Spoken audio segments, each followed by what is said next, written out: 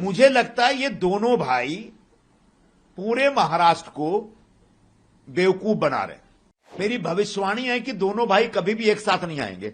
मुझे लगता है ये दोनों भाई पूरे महाराष्ट्र को बेवकूफ बना रहे। मेरी भविष्यवाणी है कि दोनों भाई कभी भी एक साथ नहीं आएंगे। और अगर मेरी भविष्यवाणी गलत साबित हो तो मैं कह देता हूं कि दोनों भाई कभी साथ आए भी तो दोनों को नुकसान होगा, दोनों को घाटा होगा। क्योंकि आज जो राज ठाकरे को जो वोट मिलता है वो एंटी उद्धव ठाकरे मराठी वोट मिलता है। जैसे ही राज ठाकरे उद्धव ठाकरे से हाथ मिलाएंगे, एंटी उद्धव ठाकरे वोट राज ठाकरे को नहीं मिलेगा। वो वोटर एक दूसरा पर्याय ढूंढेगा, दूसरा विकल्प ढूंढेगा। वो हमको मिलेगा या फिर बीजेपी के पास जाएगा, कांग्रेस के पास भी जा सकता है। बिल्कुल उद्धव ठाकरे को एंटी राज ठाकरे वोट मिलता है, मराठी वोट की बात मैं कर रहा हूं। तो जैसे ही हाथ मिलाएंगे वैसे ही जो एंटी राज ठाकरे वोट है उनको नहीं मिलेगा फिर, क्योंकि उन्होंने हाथ मिला लिया। तो वो कोई और रास्ता ढूंढेगा। रह गई बात, संभवतः मैंने सुना है कि राज ठाकरे इससे ऐसी कोई शर्त रख रहे हैं कि कांग्रेस के साथ गठबंधन करेंगे तो साथ में नहीं आएंगे। क्या आज उद्धव ठाकरे के पास इतना गट्स है कि कांग्रेस से गठबंधन तोड़ दे?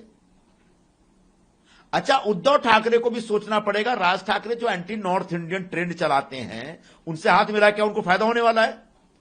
तो कुल मिला के महाराष्ट्र में सिर्फ हेडलाइन बनाने का काम ये दोनों भाइयों की तरफ से चल रहा है। अगर सचमुच सीरियस है तो उनको रोक कौन रहा है? दादर से लेकर बांद्रा के बीच दूरी कितनी है? कुछ किलोमीटर की।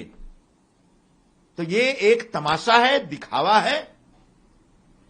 इसका राजनीतिक रूप से इसमें कोई भी तथ्य नहीं है। सर, एक तरफ उद्धव ठाकरे और राज ठाकरे के साथ में आने की बात हो रही है, दूसरी तरफ अजीत पवार और शरद पवार दोनों पार्टी मर्जर की कयास लगाए जा रहे हैं। कल पूना में भी दोनों पार्टियों के प्रोग्राम है। किस तरह से देखते हैं? क्या मुझे नहीं लगता कि ये दोनों पार्टियां भी एक आएंगी। और अगर दोनों पार्टियां एक आती है तो दोनों पार्टियों की विचारधारा एक है, दोनों पार्टियां एक दूसरे के पूरक ही हैं, तो आ सकती हैं, हमको कोई ऐतराज नहीं है। लेकिन क्या शरद पवार जी का नेतृत्व अजीत पवार जी पुनः स्वीकार करेंगे?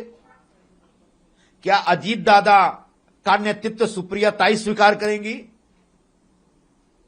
मुझे लगता है कि यह भी सिर्फ एक ऐसे ही मीडिया में एक चर्चा करने के लिए यह शिगुफा छोड़ा गया है।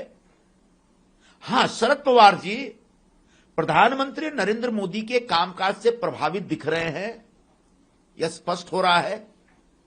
भारतीय जनता पार्टी या एनडीए की सरकार ने जिस तरीके से सुप्रिया ताई सुळे को एक बहुपक्षीय संसदीय मंडल दल का नेतृत्व करने का एक मौका दिया, वो एक अच्छी शुरुआत है विरोधी पक्ष को साथ में लेकर चलने का। और उस हिसाब से अगर ये दोनों पक्ष एनडीए के करीब अगर शरद पवार जी आते हैं तो अपने आप में खुशी की बात होगी। हां, इतना मुझे पता है कि अब उनका मन एमवीए में नहीं लगता।